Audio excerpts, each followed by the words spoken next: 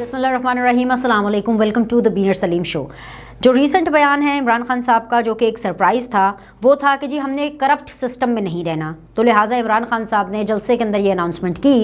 कि भाई हम असम्बलियों से बाहर रहेंगे। अब इमरान खान के सरप्राइज़ ने पूरी पाकिस्तान तहरीक इंसाफ को सरप्राइज़ दिया। वो इसलिए सरप्राइज़ दिया क्योंकि ऐलान उन्होंने ये किया और वो लगातार इस बारे में बात करते आ रहे हैं कि जी हमने असम्बलियों में नहीं रहना क्योंकि हमने इस करप्ट सिस्टम का हिस्सा नहीं बनना, तो हमें नए इलेक्शंस चाहिए। और अब क्योंकि नए इलेक्शंस हमें हुकूमत क्योंकि दे नहीं रही है आसानी से, तो अब हमने असेंबलियों से बाहर रहना है, करप्ट सिस्टम में नहीं रहना। जी हाँ, ये चौथी पांचवी दफ़ा मैंने इस शो के अंदर ये जुमला रिपीट किया और इमरान खान साहब लगातार पिछले 3 दिनों से जुमला रिपीट करते चले आ रहे हैं। इस जुमले का मतलब असल में है क्या? और ये जो मैं सरप्राइज़ कहती हूँ ना आपको कि जो पाकिस्तान तहरीक इंसाफ के लोगों को ये सरप्राइज़ मिला, वो इसलिए कह रही हूँ क्योंकि इमरान खान साहब हों, चाहे पंजाब हुकूमत हो, पंजाब हुकूमत में बैठे परवेज़ इलाही साहब हों, चाहे खैबर पख्तूनख्वा हुकूमत हो, खैबर पख्तूनख्वा हुकूमत में बैठे महमूद खान साहब हों, चाहे पाकिस्तान तहरीक इंसाफ के सिंध के मेंबर्स हों जो कि सिंध असेंबली में हों, या बलूचिस्तान के मेंबर्स हों जो बलूचिस्तान असेंबली में हों, सबको पड़े हुए हैं हुकूमत के असेंबलियों के मज़े, सबको पड़े हुए हैं सरकारी वसाइल के मज़े। आप क्या ये समझ सकते हैं, क्या ये सोच सकते हैं कि वो इमरान खान जिसने ये हुकूमत जब संभाली 2018 में, जब वो प्राइम मिनिस्टर बने, तो आते ही उन्होंने सो कॉल्ड ऑस्टेरिटी ड्राइव जो स्टार्ट की अपनी, जिसके अंदर उन्होंने गायें, भैंसें, बछड़े ये सब बेच दिए। जाते जाते यानी कि वोट ऑफ नो कॉन्फिडेंस से बिल्कुल पहले वो अरबों रुपए की घड़ी को कोड़ियों के दामों बेच रहे थे। इस एक जुमले के अंदर इमरान खान साहब की वजारत उज़्मा की पूरी स्ट्रगल और जर्नी है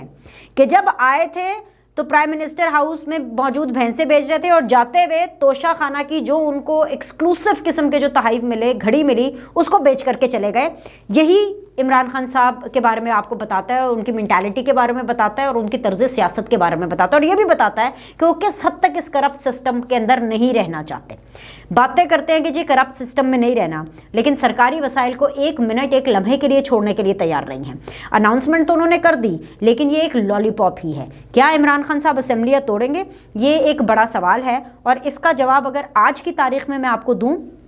तो वो है नहीं तोड़ेंगे। अब उसकी मैं आपको वजूहात बता देती हूँ कि उसकी क्या वजह है। एक तो सबसे पहले ऑफकोर्स माले मुफ्त दिले बेरहम, क्योंकि सरकारी वसाइल हैं, अपनी जेब से 1 रुपया नहीं लग रहा है। इमरान खान साहब को हेलीकॉप्टर्स पे ट्रैवल करने की आदत है, हेलीकॉप्टर को रिक्शा, मोटरसाइकिल की तरह इस्तेमाल करने की आदत है। तो अगर हुकूमत नहीं होगी खैबर पख्तूनख्वा की, और अगर पंजाब की हुकूमत नहीं होगी, तो ये शशके कहाँ से आएंगे? और प्लीज़ एक मिनट, अभी मुझे पता है जितने भी PTI के सपोर्टर्स हैं वो सब यही कहेंगे कि जी वो इमरान खान जिसने पता नहीं क्या क्या दुनिया में देख लिया, दुनिया के पता नहीं किस किस मुल्क में चला गया,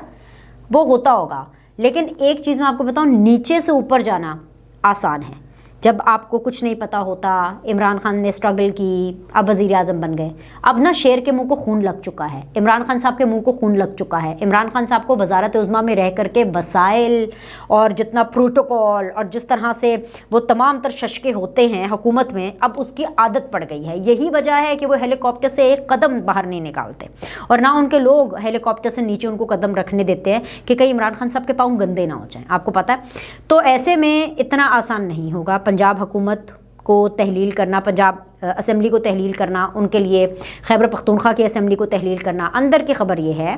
कि जो महमूद खान साहब हों या परवेज़ इलाही साहब हों, वो दोनों भी अपनी अपनी वजारत आला छोड़ना नहीं चाहते हैं। जी हाँ, आपने बिल्कुल ठीक सुना, और कहीं ना कहीं उनकी ये ख्वाहिश है और वो कहीं ना कहीं इस कोशिश में हैं कि किसी ना किसी तरह से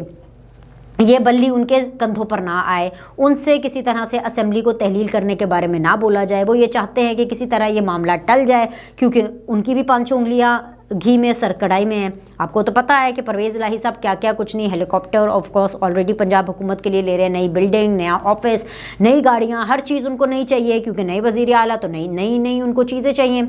सो मीटिंग हुई फिर और इजलास हुआ, और उस इजलास के अंदर ये बहुत से ऑप्शंस पहले डिस्कस हुए कि ये डिस्कस हुए ऑप्शंस के जी असेंबलियों से बाहर कैसे करना है, कि पूरी असेंबली को तहलील करना है या फिर इंडिविजुअली इस्तीफ़े देने हैं। तो इमरान खान साहब बहुत परेशान हो गए। उनको तो याद आ गया भाई ये जो नेशनल असेंबली में हुआ इनके साथ कि انہی کے ورکرز نے، پاکستان تحریک انصاف کے بہت سے ایسے ایم این ایز ہیں جو نیشنل اسمبلی میں ہیں، اور وہ یہی کہتے تھے کہ بھائی ہم سے تو استعفے یہ کہہ کر کے نیشنل اسمبلی کے لیے گئے تھے کہ یہ صرف ایک سیاسی سٹنٹ ہے. تو تنخواہیں تو وہ آج کی تاریخ میں بھی وڈرا کر رہے ہیں نیشنل اسمبلی سے جتنے بھی ایم این ایز ہیں. تو عمران خان صاحب کو وہ والی بغاوت یاد آ گئی اور عمران خان صاحب ڈر گئے، اور عمران خان صاحب نے کہا کہ بھائی نہیں، یہ اجتماعی استعفے والی یا انڈیویجول استعفے والی بات نہیں ہوگی. اگر پنجاب اور خیبر پختونخوا سے ریزگنیشنز کی بات ہو رہی ہے تو پوری کی پوری جو اسمبلی ہے وہ تحلیل ہوگی، خیبر پختونخوا اور پنجاب کی، اور بلوچستان اور سندھ میں جو پاکستان تحریک انصاف کے ممبرز ہیں، جو ایم پی ایز ہیں، وہ وہاں سے ریزائن کریں گے. اس کے بعد فواد چودھری صاحب باہر آئے اور انہوں نے آ کر کے آفیشلی سب کو بتایا کہ بھائی اسمبلیز تحلیل کرنے کی توثیق ہو گئی ہے، اور اس چیز کی بھی توثیق ہو گئی ہے کہ بلوچستان اور سندھ اسمبلی سے پاکستان تحریک انصاف کے ایم پی ایز جو ہیں وہ ریزگنیشن دیں گے. جمعے کو یہ فواد چودھری صاحب بتا رہے ہیں کہ جمعے کو ان کا پارلیمنٹری پارٹی کا اجلاس ہوگا اور اس کے اندر باقاعدہ طور پر آفیشیل اناؤنسمنٹ آئے گی. اب آج منڈے سے لے کر جمعے تک وقت کافی کم ہے،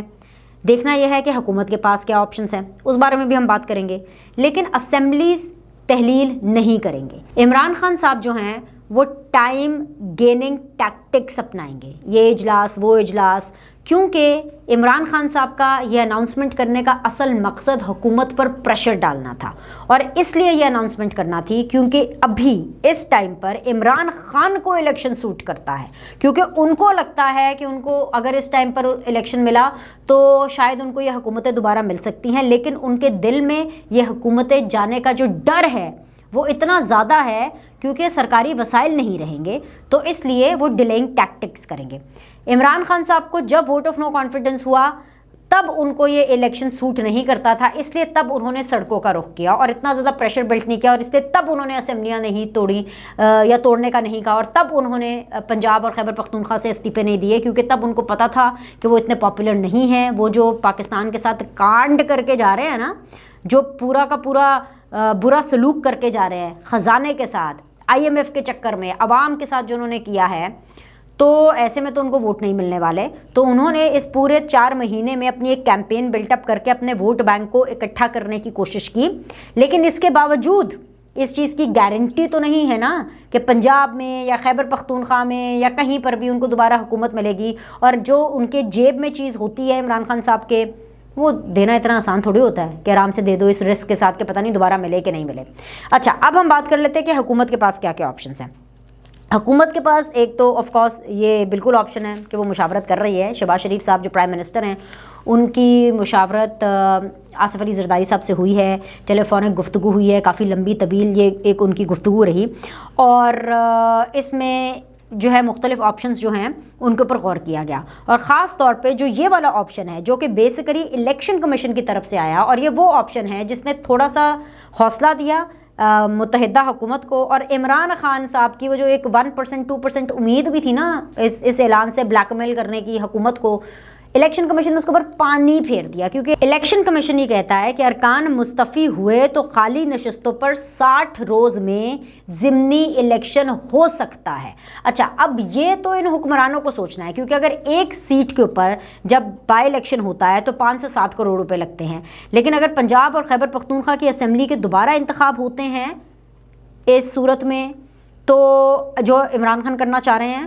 یا جس کا ڈراوا دے رہے ہیں، ایکچولی عمران خان کرنا تو نہیں چاہ رہے لیکن اس کا ڈراوا دے رہے ہیں، تو 22 ارب کا خرچہ آئے گا. یہ 22 ارب کا خرچہ آئے گا، اور